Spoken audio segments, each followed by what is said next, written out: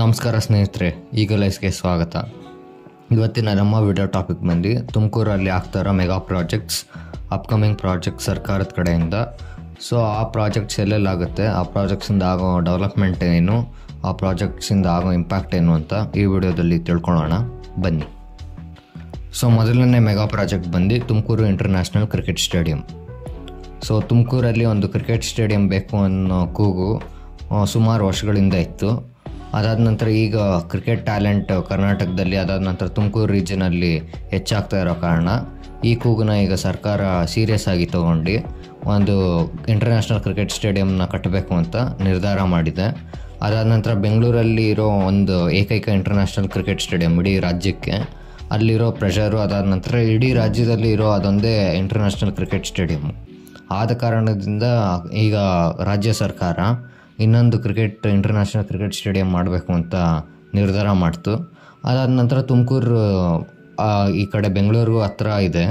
ಅದಾದ ನಂತರ ಚಿತ್ರದುರ್ಗ ಹತ್ರ, ತುಮಕೂರು ಸುತ್ತಮುತ್ತ ಇರೋ ಹಾಸನ, ಈ ಸುತ್ತಮುತ್ತ ಭಾಗದ ಜನಕ್ಕೂ ಇದು ಹತ್ರ ಇರೋ ಕಾರಣ ಅಲ್ಲಿ ಸುತ್ತಮುತ್ತ ಇರೋ ಫ್ಯೂಚರ್ ಕ್ರಿಕೆಟರ್ಸ್ ಅಥವಾ ಕ್ರಿಕೆಟರ್ ಆಗಬೇಕು ಅಂದ್ಕೊಂಡಿರೋರು ಸೀದಾ ಆ ಸ್ಟೇಡಿಯಂ ಹತ್ರ ಬಂದು ಟ್ರೈನಿಂಗು, ಅದಾದ ನಂತರ ಈ ಟ್ರೈನಿಂಗ್ ಸೆಂಟರ್ಸ್ ಹತ್ರ ಟ್ರೈನಿಂಗ್ ತೊಗೊಂಡು ಮುಂದೆ ಬೆಳಿಬೋದು ಅಂತ ಕಾರಣದಿಂದ ವಸಂತ ನರಸಾಪುರ ಬಳಿ 50 ಎಕರೆ ಕ್ರಿಕೆಟ್ ಸ್ಟೇಡಿಯಂ ಕಟ್ಟಬೇಕು ಅಂತ KSCA ಅವ್ರ ಜೊತೆ ಸೇರ್ಕೊಂಡು ಮಾಡ್ತಾಯಿದೆ. ಸೊ KSCA ಅವ್ರ ಜೊತೆ Karnataka industrial area development board KIDB ಅವರು ಸಪೋರ್ಟ್ ಮಾಡ್ತಾರೆ ಕನ್ಸ್ಟ್ರಕ್ಷನ್ಗೆ, ಅದಾದ ನಂತರ ಡೆವಲಪ್ಮೆಂಟ್ಗೆಲ್ಲ. ಸೊ ಈ ಸ್ಟೇಡಿಯಂ ಎಲ್ಲಿ ಬರುತ್ತೆ ಅಂದರೆ, ಈ ಸ್ಟೇಡಿಯಂ 50 ಎಕರೆ ಜಾಗದಲ್ಲಿ 25 ಎಕರೆ P ಗೊಳ್ಳಳ್ಳಿ ಹತ್ರ ಬರುತ್ತೆ, 16 ಎಕರೆ ಸೋರೆಕುಂಟೆ ಹತ್ರ ಬರುತ್ತೆ, ಇನ್ನು 9 ಎಕರೆ ಬಂದು ಖರಾಬ್ ಲ್ಯಾಂಡ್ ಅಂದರೆ ಸರ್ಕಾರದ ಜಮೀನೇ ಇದು. ಸೊ ಒಟ್ಟು ಇದು 50 ಎಕರೆ ಪ್ಲಾಟ್ನ KSCA ಅವರು ಕೊಟ್ಟಿದ್ದಾರೆ. ಸೊ ಈ ಜಾಗನ ಸೆಲೆಕ್ಟ್ ಮಾಡಿರೋದು ಏನಕ್ಕೆ ಅಂದರೆ, ಇದು ಬೆಂಗಳೂರು ಮತ್ತು ಮುಂಬೈ ಹೈವೇ ಹತ್ರ ಇದೆ. ಅದಾದ ನಂತರ ಈ ಲೊಕೇಶನ್ನು ಅಥವಾ ತುಮಕೂರು ಡಿಸ್ಟಿಕ್ಕು ಬೆಂಗಳೂರು ಮತ್ತು ಚೆನ್ನೈ ಎಕನಾಮಿಕ್ ಕಾರಿಡಾರ್ನ ಪಾರ್ಟ್ ಆಗಿದೆ. ಸೊ ಈ ಸುತ್ತಮುತ್ತ ಕಂಪ್ನೀಸು, ಅದಾದ ನಂತರ ಎಲ್ಲ ಡೆವಲಪ್ಮೆಂಟ್ ಆಗ್ತಾ ಇರೋ ಕಾರಣ ಈ ಜಾಗನ ಸೆಲೆಕ್ಟ್ ಮಾಡಿದ್ದಾರೆ.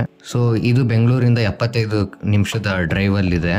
ಅದಾದ ನಂತರ ಇದು ಬೆಂಗಳೂರಿಗೂ ಹತ್ರ ಇರೋ ಕಾರಣ ಸೊ ಬೆಂಗಳೂರಲ್ಲಿ ನಡೆಯೋ ಮ್ಯಾಚಸ್ನ ಇಲ್ಲೂ ಶಿಫ್ಟ್ ಮಾಡ್ಬೋದು ಅಂತ ಅನ್ನೋ ಯೋಚನೆಯಲ್ಲಿ ತುಮಕೂರಲ್ಲಿ ಇಂಟರ್ನ್ಯಾಷನಲ್ ಸ್ಟೇಡಿಯಂನ ಕಟ್ತಾ ಇರೋದು.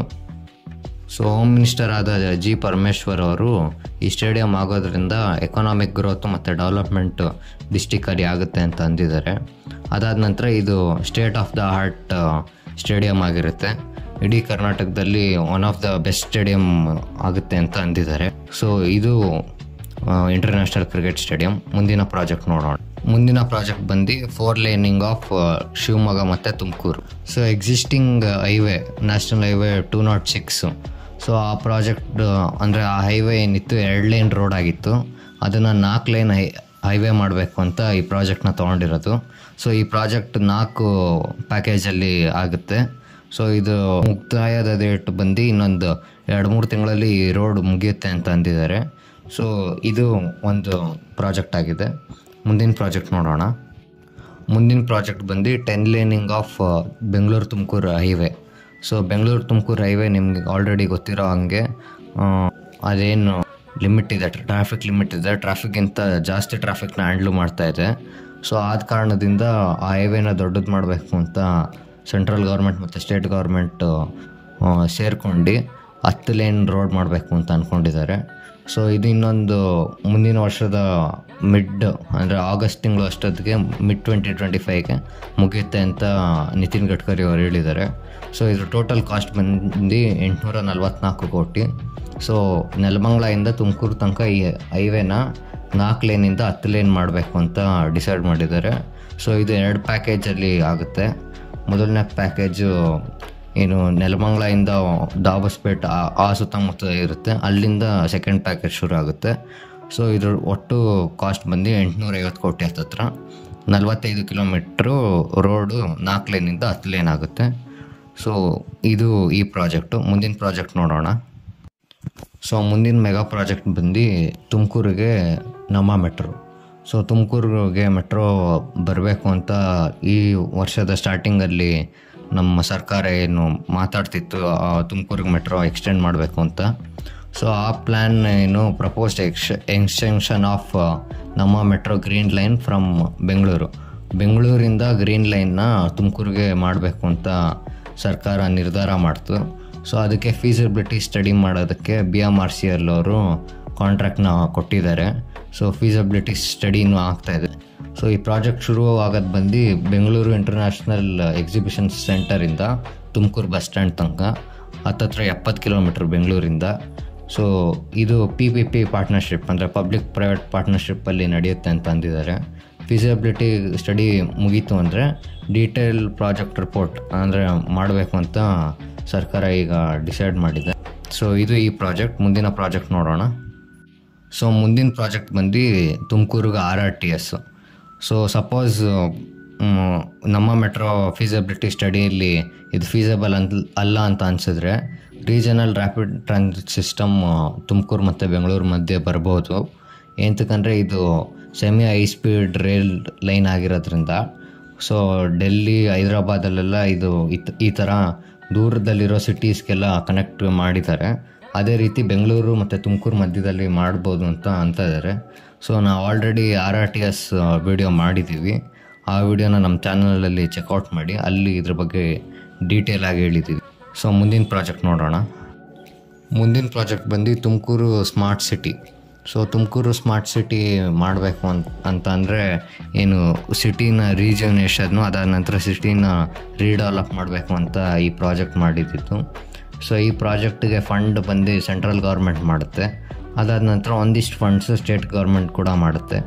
ಸೊ ಈ ಪ್ರಾಜೆಕ್ಟ್ ಇನ್ವೆಸ್ಟ್ಮೆಂಟ್ ಬಂದು 500 ಕೋಟಿ. ಸೊ ಈ 500 ಕೋಟಿಲಿ ಏನು ತುಮಕೂರು ಸುತ್ತಮುತ್ತ ಇರೋ ರಿಂಗ್ ರೋಡ್ ಇರ್ಬೋದು, ಅದಾದ ನಂತರ ಡಿಜಿಟಲ್ ಲೈಬ್ರರಿ, ಈ ರೀತಿಯಾದ ಸೇವೆಗಳನ್ನ ಪ್ರಾರಂಭಿಸಬೇಕು ಅಂತ ಈ ಪ್ರಾಜೆಕ್ಟ್ನ ಮುಖ್ಯ ಉದ್ದೇಶ. ಸೊ ಈ ಪ್ರಾಜೆಕ್ಟ್ ಶುರು ಆಗಿರೋದು ಬಂದು 2017. ಇನ್ನೂ ಕೆಲಸ ನಡೀತಾ ಇದೆ, ಅಂದರೆ ಇನ್ನೂ ರೀಡೆವಲಪ್ಮೆಂಟು, ಇನ್ನೂ ರೀಜುವನೇಷನ್ ಎಲ್ಲ ನಡೀತಿದೆ. ಸೊ ಇದು ಈ ಪ್ರಾಜೆಕ್ಟು.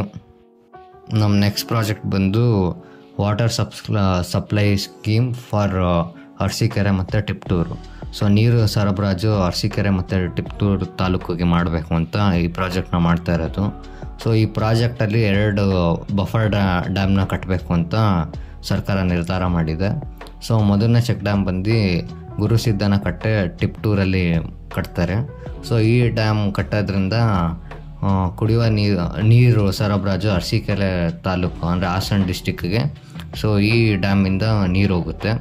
ಇನ್ನೊಂದು ಡ್ಯಾಮ್ ಬಂದು ಟಿಪ್ಟೂರಲ್ಲಿ ಕಟ್ತಾರೆ. ಸೊ ಆ ಟಿಪ್ಟೂರಲ್ಲಿ ಕಟ್ಟೋ ಡ್ಯಾಮು ಚಿಕ್ಕನಾಯಕನಹಳ್ಳಿ ತಾಲೂಕಿಗೆ, ಅದಾದ ನಂತರ ಟಿಪ್ಟೂರು ತಾಲೂಕಿಗೆ, ತುಮಕೂರು ಡಿಸ್ಟಿಕ್ಕಿಗೆ ನೀರು ಸಪ್ಲೈ ಮಾಡೋದಕ್ಕೆ ಏನು ಈ ಪ್ರಾಜೆಕ್ಟ್ನ ಮಾಡ್ತಾಯಿದ್ದಾರೆ. ಸೊ ಇದಿಷ್ಟು ಇವತ್ತಿನ ವಿಡಿಯೋ. ಮುಂದಿನ ವಿಡಿಯೋದಲ್ಲಿ ಸಿಗೋಣ. ಅಲ್ಲಿ ತನಕ ಲೈಕ್ ಮಾಡಿ, ಶೇರ್ ಮಾಡಿ, ಸಬ್ಸ್ಕ್ರೈಬ್ ಮಾಡಿ. ಧನ್ಯವಾದ.